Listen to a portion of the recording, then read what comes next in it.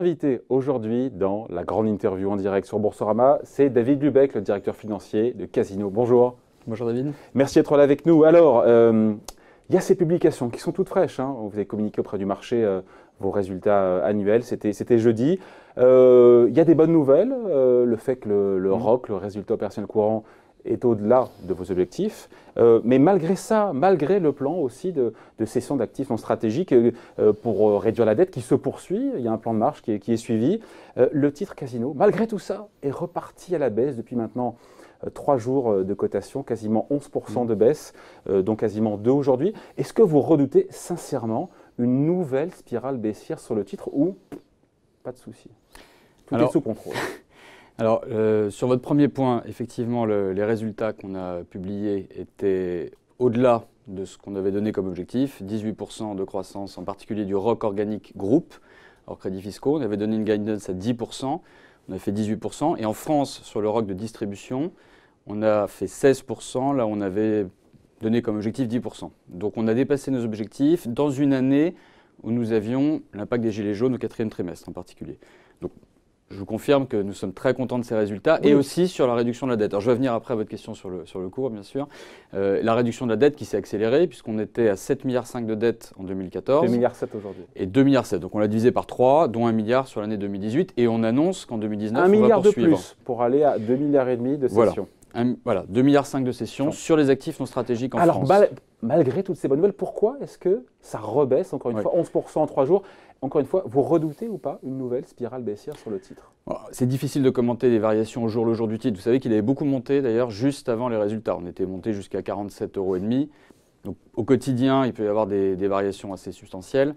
Si je regarde un petit peu plus sur un an, vendredi soir, puisque on ne sait pas encore comment finira le cours aujourd'hui, à vendredi soir sur un an, on était à 10% d'évolution du cours de bourse dividende réinvesti pour un SBF 120 qui était à 4%. Donc, après, au jour le jour, il y a des variations, mais je trouve que sur un an, on a connu une crise effectivement très forte sur le cours, avec, vous vous souvenez, en septembre, un cours qui était tombé assez bas. Elle est derrière vous, cette crise? Le cours a repris 56%, dividendes compris, depuis le point bas de 25 € sur le titre. Voilà, depuis le point bas. Donc, on est quand même bien remonté. Je pense que le marché a vu qu'on délivrait sur les résultats, qu'on délivrait aussi sur nos sessions. Début septembre, mais si le titre repart à la baisse, encore une fois, depuis 3 séances, c'est peut-être aussi que vous n'avez pas levé tous les doutes, toutes les inquiétudes? Alors, il y a plusieurs types de questions qui peuvent se poser. Donc, il y a un certain nombre d'investisseurs qui attendent probablement de voir ce qu'on fera en 2019. Comme en 2018, on attendait de voir si on allait céder nos actifs. Début septembre, on m'avait demandé, est-ce que vraiment votre plan de cession, vous allez le faire? Parce que début septembre, on avait annoncé le plan de cession fin juin. Et début septembre, on avait dit, mais 1,5 milliard, est-ce que vous allez les vendre? On avait annoncé pour juin 2019 1,5 milliard de cessions. Elles étaient réalisées en janvier. Je pense qu'on a montré qu'on va vite et qu'on tient nos promesses. Mais les 48 € en tout cas n'ont pas tenu. Ouais, c'est difficile honnêtement de commenter les variations quotidiennes. Alors en sortant du quotidien, vous n'avez pas tort, mais sur 5 ans, titre quasiment divisé par 2, ça a valu quasiment 100 € au plus haut. On est sur Boursorama, vous comprenez que ce qu'on appelle les petits porteurs, les actionnaires individuels, soient écœurés en se disant que voilà, ça fait très mal quand même sur 5 ans, quasiment divisé par 2. Et question annexe ou connexe, retrouver un jour le cours des 100 €, c'est un vœu pieux, c'est jouable, c'est prévisible? Alors, moi, je ne fais jamais de prévision sur le cours parce que c'est impossible, il y a trop de facteurs qui jouent. Ce qu'on peut dire, c'est que depuis 5 ans, il y a eu des événements qui ont joué sur le cours, type le taux de change, par exemple. Une partie de nos actifs sont en Amérique latine, le taux de change a évolué comme il a évolué, ça a eu un impact, ça c'est sûr. Vous placez, évidemment, vous comparez à chaque fois au point haut. Enfin, si on se compare au point haut, sur 5 ans. Voilà, sur 5 ans, mais bon, il se trouve que c'était le point haut. Si on le regarde sur la durée, ce que je constate, c'est que par rapport à 2014-2015, on a réduit la dette très fortement.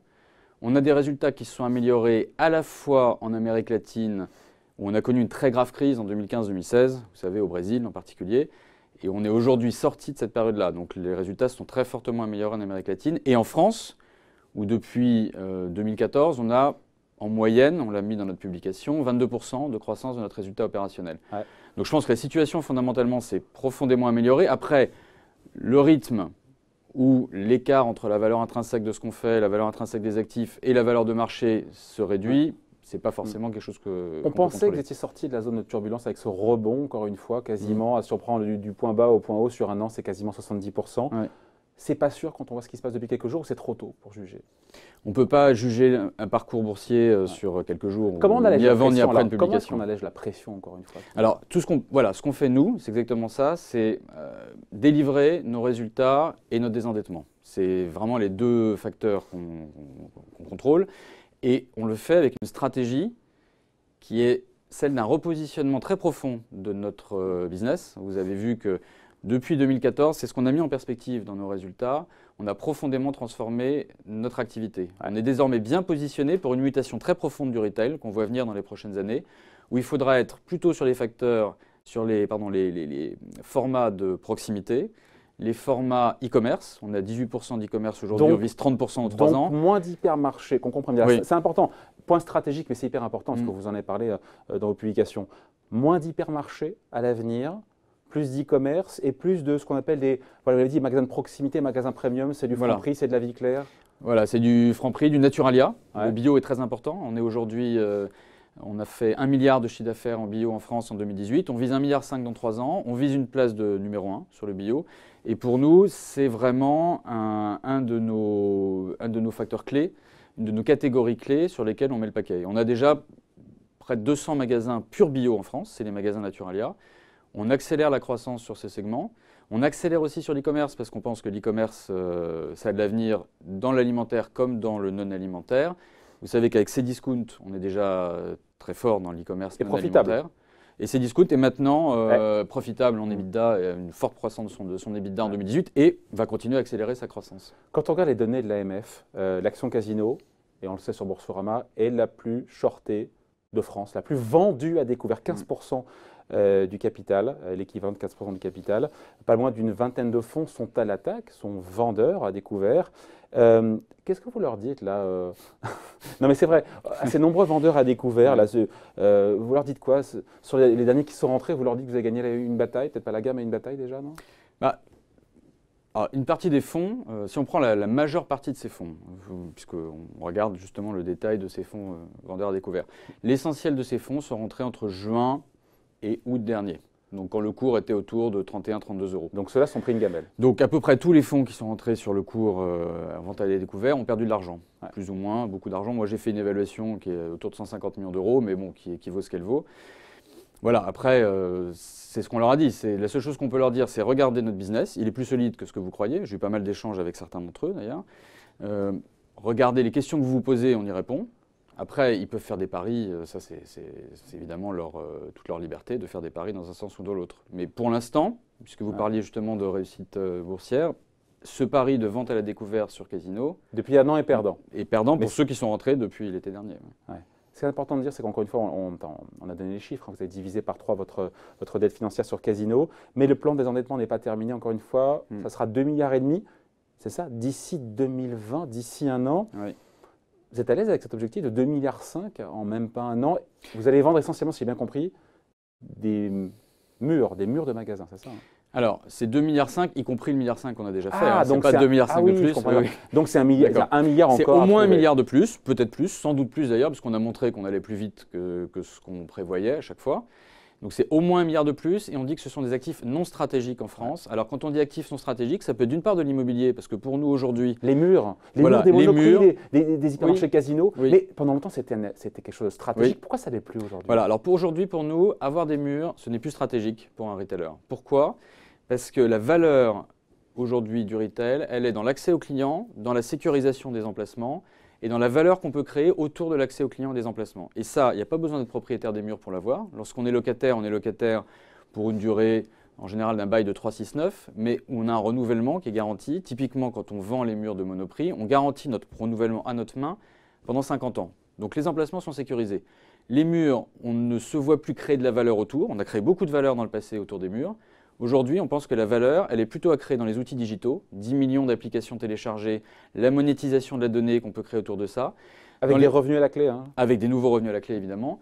100 millions, j'ai vu le chiffre passer. Voilà, 130, on vise 130 millions de revenus sur tout ce qui est data, monétisation de data et aussi le cloud computing, qui est ou le data center, une activité qu'on développe dans nos réserves de magasins ou dans nos centres logistiques. Et pour ça, on n'a pas besoin d'être propriétaire des murs. Ouais. Et sur ce milliard, encore une fois, de cession d'actifs supplémentaires à horizon 1 an, la part, encore une fois, des murs de magasins, on a une idée? Non, on ne la donne pas à l'avance parce qu'on ne donne jamais à l'avance les actifs qu'on va vendre pour éviter de perturber d'éventuelles discussions. Majoritairement des murs. Il peut y avoir des murs, il peut y avoir aussi des actifs non stratégiques. On a des petits actifs en France. Je vous donne un exemple. Récemment, on a annoncé la vente de notre activité de restauration collective. C'est une activité petite, voilà, qui a de la valeur pour un acheteur. Et on a d'autres activités qui sont pour nous non stratégiques qu'on est prêt à vendre.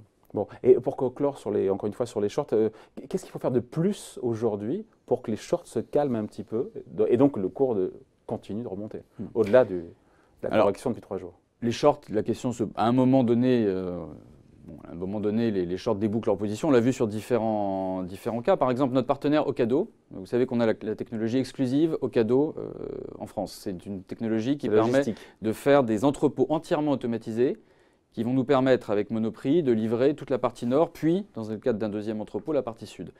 Notre partenaire Ocado, quand on a signé avec eux, leur technologie exclusive et assez révolutionnaire en fait, dans le retail, ils étaient une des entreprises les plus shortées d'Angleterre à l'époque, parce que les gens ne croyaient pas à leur histoire, ne croyaient pas à leur technologie. On a signé avec eux, le cours a fortement progressé parce que justement les shorts à ce moment-là se sont rendus compte que leur histoire ne marchait pas. Donc le meilleur antidote, c'est un cours qui progresse.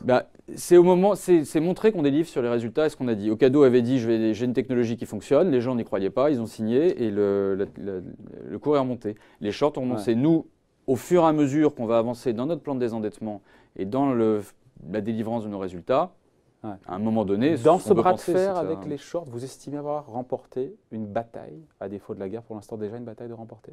Je ne présenterai pas les choses comme une bataille ou une guerre. Nous, notre métier, c'est de développer nos affaires. Vous êtes comme attaqué. Oui, on peut le voir comme ça, en bourse, effectivement.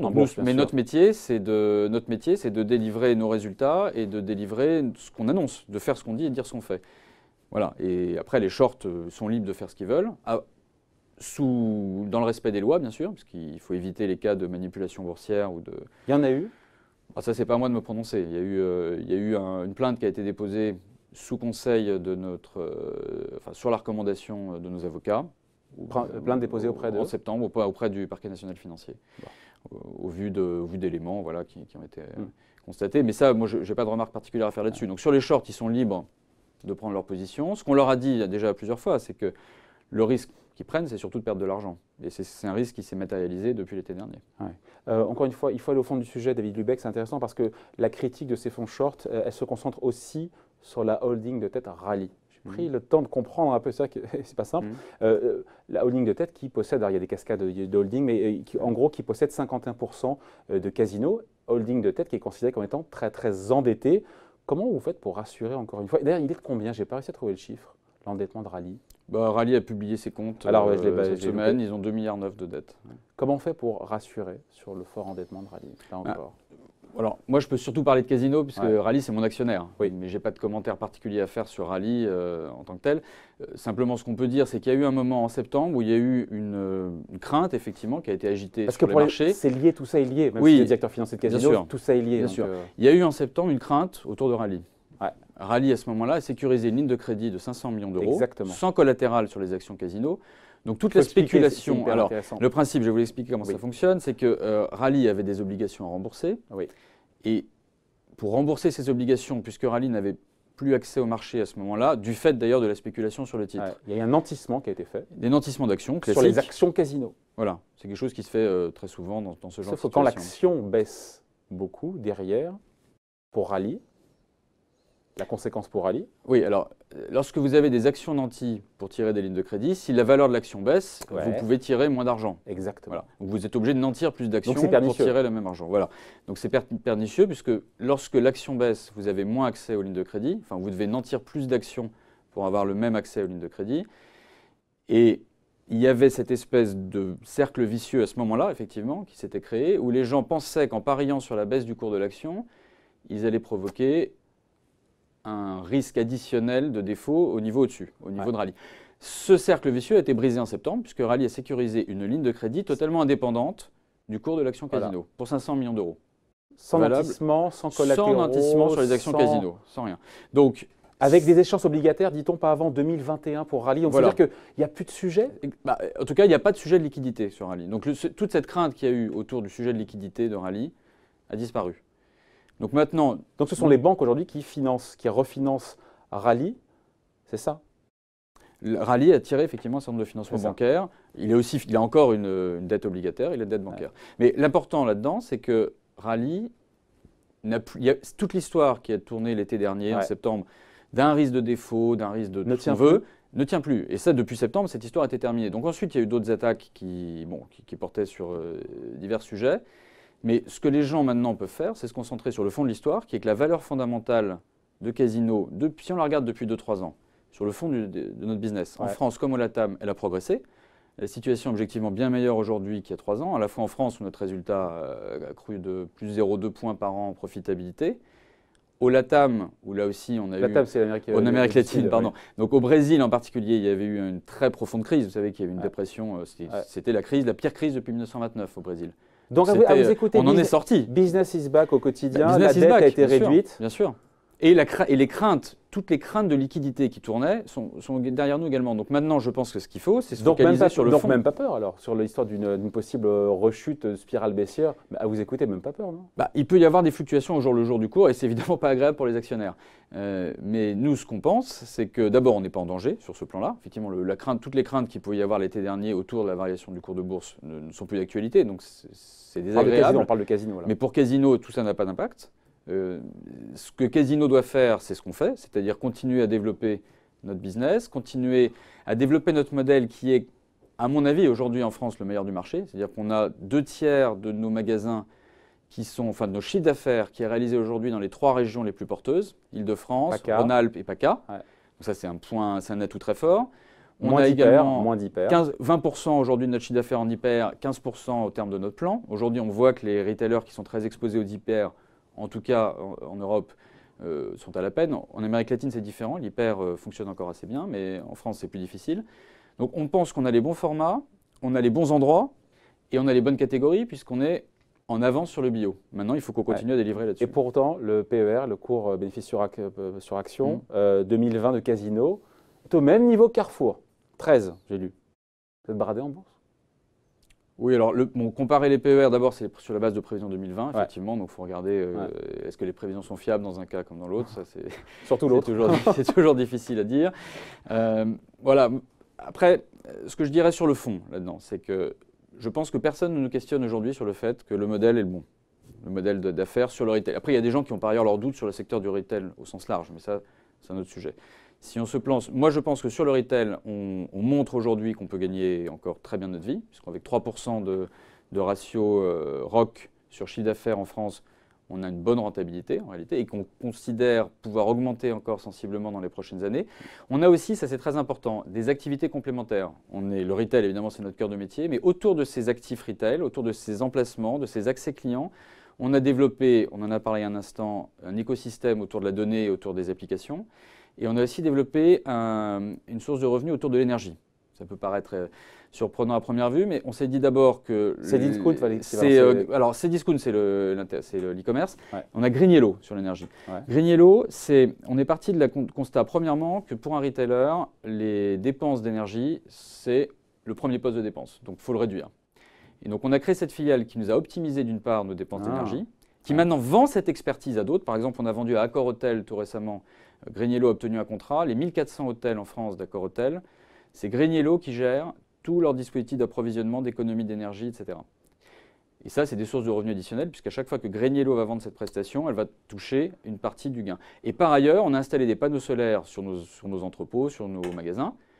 Et maintenant, cette activité de panneaux solaires est une activité à part entière. Et GreenYellow est le leader de l'autoconsommation solaire en France, d'où le partenariat récent avec Engie. Donc ça, c'est aussi une particularité de notre groupe. Mais ça veut dire quoi? C'est-à-dire qu'à vous écouter, le marché ne voit pas la valeur intrinsèque, encore une fois, de Casino. Donc Casino, qui, encore une fois, malgré la recovery de près de 50-60% depuis le point bas, l'action est encore sous-cotée à vous écouter, puisque non?